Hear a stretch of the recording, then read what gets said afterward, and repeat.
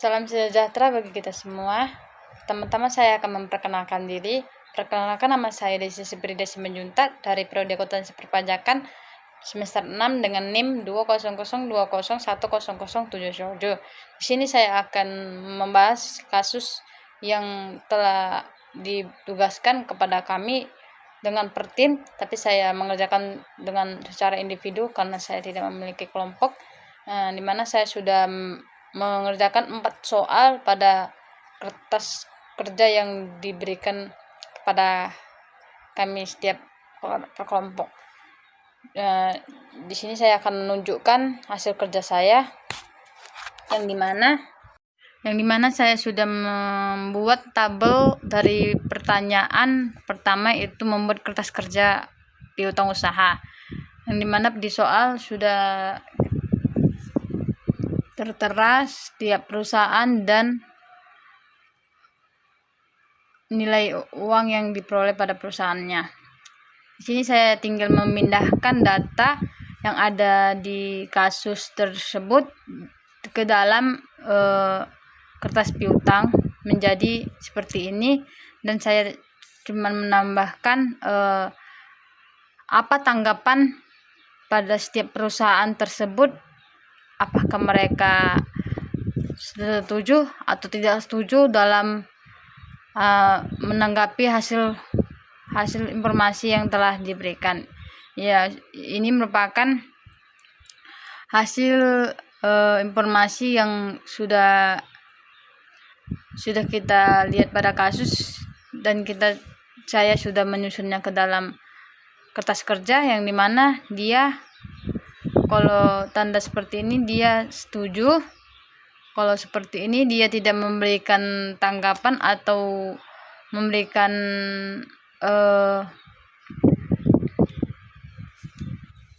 balasan.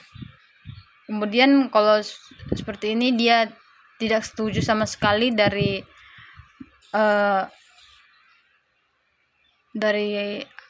informasi yang kita berikan kepada perusahaan tersebut. Di sini kita memiliki 15 perusahaan yang dimana memiliki beda-beda pendapat. Ada yang setuju, ada yang tidak memberikan keterangan atau balasan sama sekali, ada yang tidak setuju. Dimana pada kasus bisa kita lihat dari setiap perusahaan ada yang tidak setuju memberikan alasan, ada juga setuju tapi tidak memberikan alasan atau keterangan. Contohnya seperti PT Diana, dia tidak setuju tetapi dia memberikan keterangan yang dimana mereka mengakui utang mereka hanya sebesar 43.400 juta. Ada juga perusahaan Central Shop yang dimana mereka setuju tapi mereka tidak menerapkan keterangan sedikit pun atau alasan pada hasil konfirmasi yang diberikan kepada perusahaan tersebut. Dan ada juga di perusahaan Firman Fajar Futara yang mereka mengkonfirmasi tidak setuju dengan alasan mereka dibebani faktur 1428 dengan jumlah 2.400.000, yang dimana mereka tidak mengakui bahwa mereka tidak sama sekali menerima shopping lotion pada perusahaan mereka satupun. Maka mereka tidak mengakui apa yang tertera pada ajuan ke perusahaan mereka. Kemudian ada juga di perusahaan PT Indah Jaya yang dimana mereka memberikan hasil konfirmasi tidak setuju dengan alasan faktur nomor 1503 yang dimana mereka terima tanggal 27 bulan 12 2019 itu salah, karena mereka itu memesan 20 box lemon dengan harga sebesar 56.600 per boxnya. Dalam faktur tersebut ditulis jumlahnya 164.000 per boxnya, maka mereka jadi rugi dong, makanya mereka tidak setuju. Begitu juga di perusahaan Jaya, Swalyan, CF Transpoli dan PT Nasional, mereka setuju dan tidak membalas, dan mereka juga tidak memberikan keterangan atau alasan sedikit pun mengapa mereka tidak setuju dan mengapa tidak membalas. Di toko Ramai, di toko Delima, yang dimana mereka juga tidak setuju.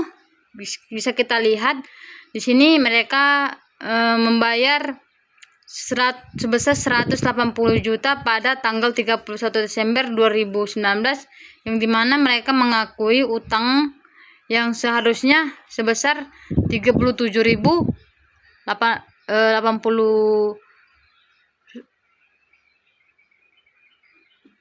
juta, tetapi mereka malah menulis 1.118 juta pada piutang mereka. Makanya mereka tidak setuju. Kemudian pada perusahaan CF kita juga bisa melihat mereka juga tidak setuju dengan alasan showing lotion seharga 2.400.000 yang telah dipesan dan diterima tanggal 18 bulan 12 tahun 2019 belum diperhitungkan. Maka mereka mengakui seharusnya utang mereka itu sebesar 41.200 juta. Nah, makanya mereka tidak setuju dengan perihal tersebut. Dan terakhir, perusahaan Young Hand Beauty Shop, yang dimana tidak setuju dengan alasan atau keterangan dalam pengiriman bulan Oktober tahun 2019 terdapat barang rusak senilai 3.496.000 rupiah, yang dimana telah diketahui bahwa hutang mereka seharusnya sejumlah tersebut tidak lebih dari angka 3.496.000. Dan kemudian di mana saya sudah menyusun kasus dan keterangan mereka dalam satu kertas kerja yang sudah diminta pada soal, dan saya meletakkan di bagian text marks-nya perusahaan apa saja yang setuju dan tidak membalas sedikit pun. Kemudian di soal kedua kita diminta, di sini bisa kita lihat di kasus, kita disuruh uraikan prosedur yang harus dilakukan ketika melaksanakan formasi piutang usaha, yang dimana saya memiliki pendapat, yaitu dua bentuk konfirmasi dalam melakukan formasi piutang dalam usaha, yaitu dia permintaan konfirmasi positif, yang dimana permintaan konfirmasi positif adalah suatu permintaan konfirmasi kepada pihak ketiga untuk merespon secara langsung kepada audit yang mensetujukan apa pihak yang dikonfirmasikan tersebut setuju atau tidak setuju dengan informasi yang terdapat dalam permintaan konfirmasi atau penyediaan informasi yang diminta. Kemudian yang keduanya yaitu permintaan konfirmasi negatif, yang dimana permintaan konfirmasi negatif adalah suatu permintaan konfirmasi kepada pihak ketiga untuk merespon secara langsung kepada auditor hanya jika pihak yang konfirmasi tidak setuju dengan informasi yang terdapat dalam permintaan konfirmasi. Ini merupakan prosedur yang dilakukan ketika melaksanakan konfirmasi piutang usaha, memiliki dua cara ya teman-teman ya. Kemudian kita beralih ke soal ketiga, yang dimana kita diminta untuk pelanggan apa yang tidak membalas surat konfirmasi, atau kita disuruh menguraikan prosedur apa yang harus dilakukan oleh auditor yang tidak memberikan respon sedikit pun tentang konfirmasi surat yang sudah kita berikan kepada perusahaan tersebut. Di sini saya menjawab, yaitu dengan menerapkan prosedur alternatif terhadap informasi yang tidak diperoleh untuk memperoleh bukti yang diperlukan guna mengurangi resiko audit ke tingkat yang cukup rendah. Ini merupakan pendapat yang bisa saya konfirmasi dalam prosedur yang dilakukan ketika seorang pelanggan yang tidak membalas surat konfirmasi dari sebuah perusahaan. Ini bisa kita terapkan kepada perusahaan tersebut supaya mereka memberikan alasan atau memberikan tanggapan. Kemudian kita beralih ke soal terakhir, yaitu kita diminta buat koreksi yang akan dilakukan di kertas kerja pemeriksaan. Kita disuruh buat koreksi. Di sini saya sudah membuat dalam tabel yang dimana saya sudah mencantumkan setiap perusahaan, ada 15 perusahaan dengan piutang sebelum dikoreksi. Ini merupakan piutang mereka yang sebelum kita koreksi, dan kita terapkan ke tabel koreksi piutang yang dimana dibagi dua, yaitu debit kredit. Dan ketika perusahaan tersebut sudah dikoreksi, maka dia akan menghasilkan nilai seperti ini. Kalau PT Ayu Aroma seperti di kasus tadi, dia setuju dan dia mengakui bahwasannya piutangnya yaitu 7.800.000, dan dimana kita tetap membuat di piutang setelah dikoreksi tetap sebesar 7.800.000. Begitu juga di PT di perusahaan toko Bimbi Beauty, yang dimana juga dia mengakui bahwasannya sebelum dikoreksi piutang mereka 1.500.000, dan kita tetap menerapkan bahwasan piutang mereka di piutang setelah dikoreksi tetap juga sebesar 1.500.000. Begitu juga di perusahaan Bomba Bahaya Shop, di mana mereka juga mengakui bahwasannya mereka memiliki utang dan uang sejumlah 7.900.000. Begitu juga di perusahaan Toko Cahaya Omega dan perusahaan Cina Shop. Kemudian yang keenam yaitu PT Diana, yang dimana dia memberikan tanggapan, bisa kita lihat di kasus ya teman-teman ya.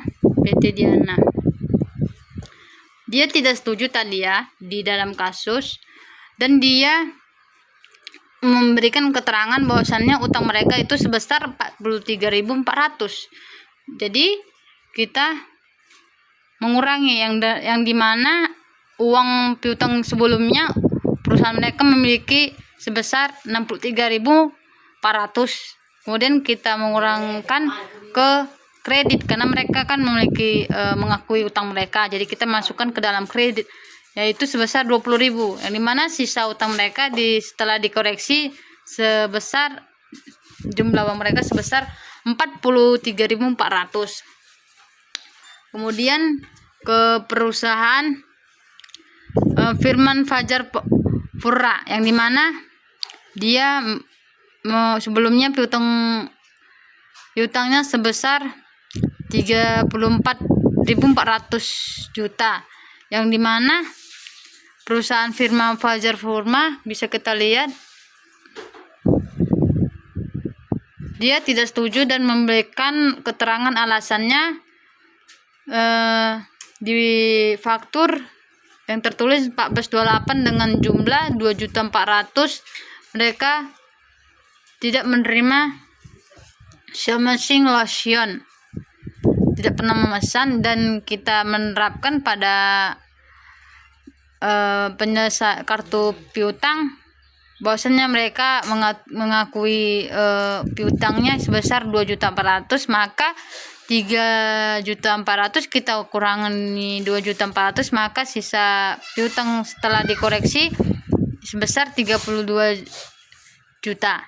Kemudian di perusahaan PT Indah Jaya, mereka juga bisa kita lihat PT Jaya Indah Jaya tadi kan teman-teman ya, PT Indah Jaya dia tidak setuju dan memberikan keterangan.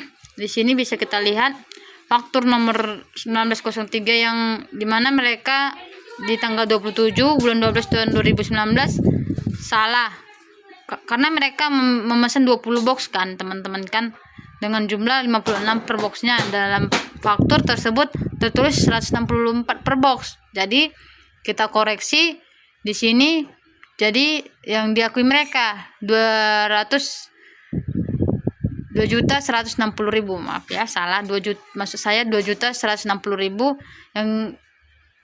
yang dimana sebelumnya mereka memiliki piutang uang dia sebesar 18.120.000, kita kurang 2.160.000, jadi hasil piutang setelah dikoreksi 15.960.000. Kemudian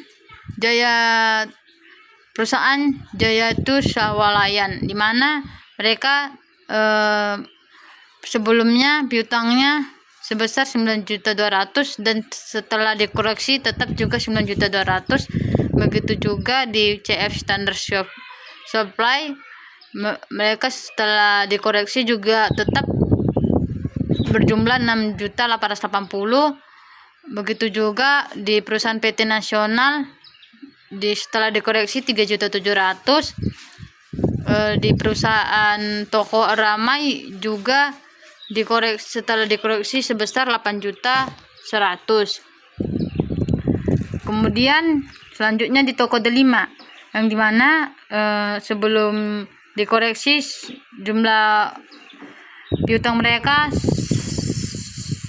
1.055.800 yang dimana kita koreksi di piutang, mereka mengakui di perusahaan Toko Delima di kasus mereka memiliki keterangan telah membayar sejumlah 118 juta pada tanggal 31 dan mereka mengakuinya utangnya seharusnya tinggal 37.800 perak. Maka dari situ kita mengurangkan di koreksi piutang di kredit sebesar 118 juta yang dimana kita sudah koreksi di piutangnya tinggal 37.800 perak.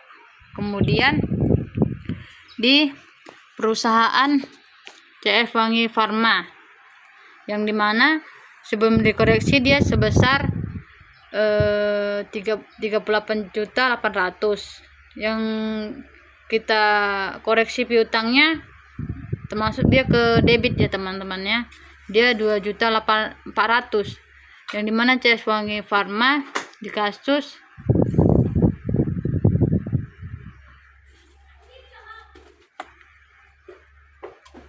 tidak setuju dan memberikan keterangan.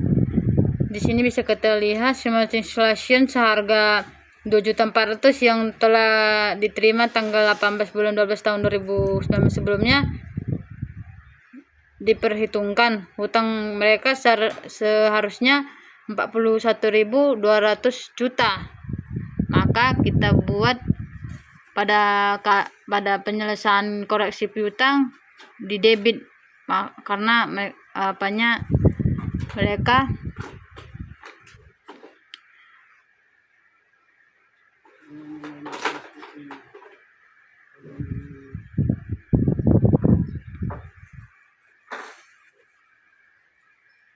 mereka sudah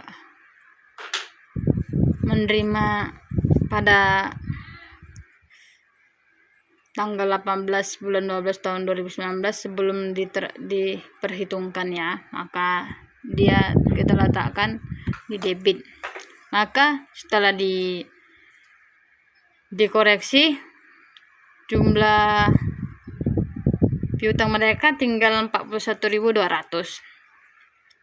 Kemudian di perusahaan Yong Beauty Shop, yang dimana sebelum dikoreksi dia berjumlah 37.496.000, yang dimana dia koreksi piutangnya di kredit sebesar 3.496.000. Jadi piutang setelah dikoreksi sejumlah 34 juta rupiah. Kemudian di lain-lainnya itu sebesar 9.534.000. Di piutang setelah dikoreksi juga masih tetap ya, tidak ada perubahan, dan total dari keseluruhan piutang sebelum dikoreksi yaitu sebesar 4.255.000 sebelum jumlahnya itu sebesar yang dia tertulis di sini. Setelah saya jumlahkan, dia sebesar 4.025.410, dan setelah kita koreksi maka dia berkurang menjadi 2.081.754.000. Jadi dari semua soal sudah saya jawab ya. Maka semuanya telah diakui oleh perusahaan. Piutang pada semua perusahaan yang telah kita pecahkan itu berjumlah 2.801.754 juta ya teman-teman ya. Demikianlah hasil kerja yang bisa saya sampaikan. Bila ada kesalahan mohon dimaafkan. Sekian dan terima kasih dari saya.